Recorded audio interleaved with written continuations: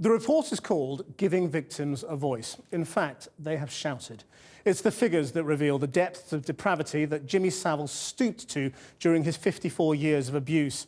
His youngest victim was 8, the oldest 47. They were abused in schools, in hospitals and in television studios. In one hospital, Great Ormond Street, a dying child was touched inappropriately. What's also shocking is that the abuse isn't just historical.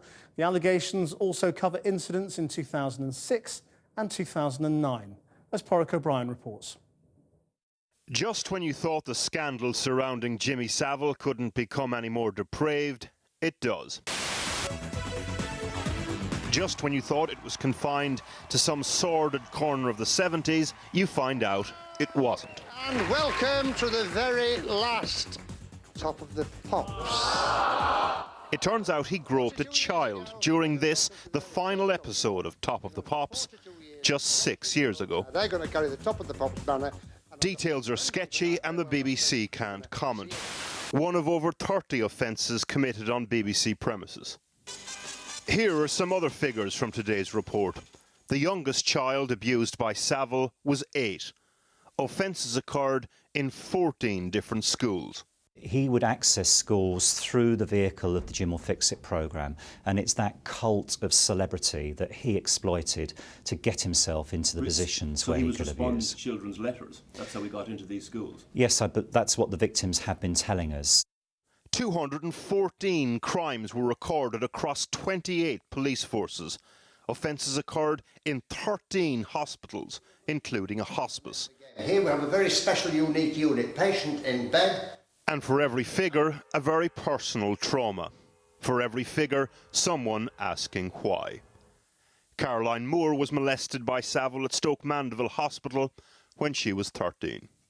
Why were they missed opportunities? Why was the man not prosecuted? Why did these people not do their job properly? Why, when there were even hints of maybes, that maybe Jimmy Savile was doing this or maybe Jimmy Savile was doing that, why was this not looked into thoroughly there and then? Today's report by the Met Police and the NSPCC is called Giving Victims a Voice. It's victim-focused and it will receive a lot of publicity, and rightly so. Also today, though, the Crown Prosecution Service issued a damning statement asking why no prosecutions were ever brought against Savile when he was alive. Miss Levitt QC for the CPS concluded that although officers had acted in good faith, they'd failed these victims in the following ways. Surrey Police decided not to tell each complainant that other complaints had been made. That's important because the victims went on to say they would have supported a prosecution if they knew they weren't alone. Sussex Police told the complainant that corroboration would be needed. According to the CPS, there was no legal basis for this. Of course, cooperation would have helped, but it wasn't necessary to progress the case. The report also criticises the role of the Crown Prosecution Service itself. It says, the CPS prosecutor, when told by police that the complainants did not support the prosecution, did not probe this or seek to build a prosecution. Miss Levitt QC went on to conclude, had the police and prosecutors taken a different approach, a prosecution might have been possible. The CPS apologised for this today, and the police forces involved acknowledged that they had lessons to learn from how this was handled. Surrey Police, Sussex Police and the Crown Prosecution Service themselves, they didn't give victims a voice, did they? No. Why not, do you think? There has been a traditional reluctance to listen to survivors, to believe victims, to give credence to these crimes. It's something akin to how we dealt with domestic violence. Not many years ago, it was seen as not being our problem.